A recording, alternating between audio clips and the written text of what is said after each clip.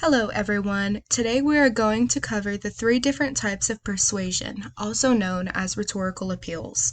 The ultimate goal of using these appeals is to get the audience to agree with you. The first appeal we're going to cover today is logos. Logos uses logic and reasoning. A good way to remember logos is logos and logic both begin with the same letter, L. Here is a picture of a logos example. For those who may not know, this is an example from Harry Potter. In this example, Hagrid uses logos or logic and reasoning to explain to Harry why he is a wizard. The next appeal we're going to talk about today is ethos. Ethos uses credibility, authority, and ethics to get you to agree with the argument. An easy way to remember ethos is ethos and ethics both begin with the letter E.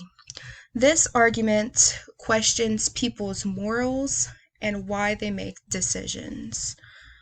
In this example, the dentist is recommending a toothpaste. We trust this doctor because they are a medical professional with credibility. The final appeal we're going to talk about today is pathos. Pathos appeals to emotion. The picture shows the consequences of smoking. It appeals to emotion or pathos because we see someone struggling to speak and we feel sorry for them. This image is hoping to discourage people from smoking.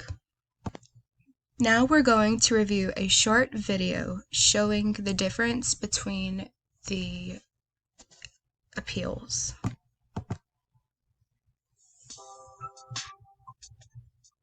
How do you persuade someone to see things your way? The Greek philosopher Aristotle had some good ideas on how to persuade people. Among his most powerful techniques were what he called the three appeals, designed to ask an audience to believe his argument. Aristotle called these three appeals ethos, pathos, and logos. Ethos appeals to the audience by asking them to trust the person making the argument.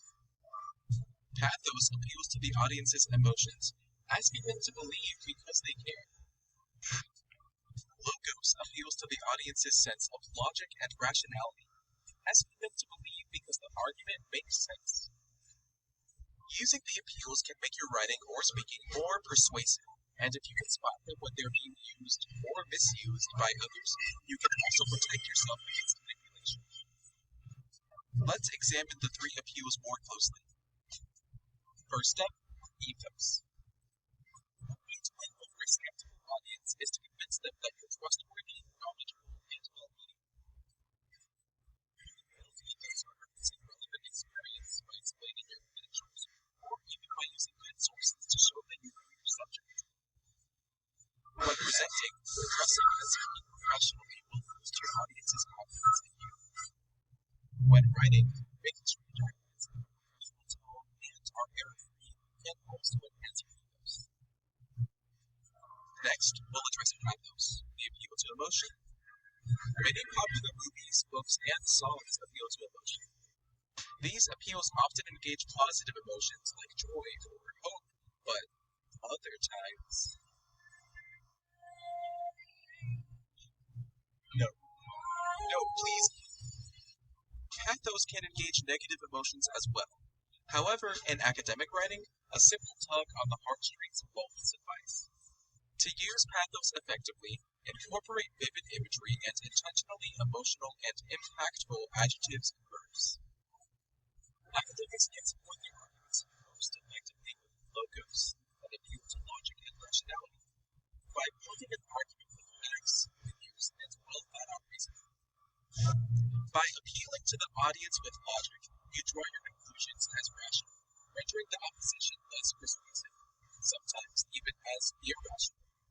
Not all conclusions are easy to prove, though, and the responsibility falls on you to make the case and convince the audience. While many arguments rely on one or two of these methods, some of the most effective use a combination of all three. The most important aspect of persuasive writing is to create a credible line of thought for your message that audiences will follow. If you do it carefully, they very well might arrive at the same conclusion. For more information on persuasive writing and speaking, visit our website at writingcenter.edu. Hopefully that video helped us to get a better understanding of rhetoric and how we can use it to get what we want in an argument. Here are some following examples we see in everyday life with rhetoric. We see logos almost every day on the news because the news reports facts. We see ethos almost every day with law enforcement because police officers have credibility and authority. And finally, most of us use pathos every day to negotiate with our parents to get what we want. For example, if you really cared about my safety, then you'd buy me that new car that I asked for. The teen is using the appeal of pathos to target her mother's desire for her safety. She's making her mother feel guilty for not buying her a new car because she's implying that her mother does not want to keep her safe. And that wraps up our lesson this week. Next week, we will focus on credible sources and how to structure an argument.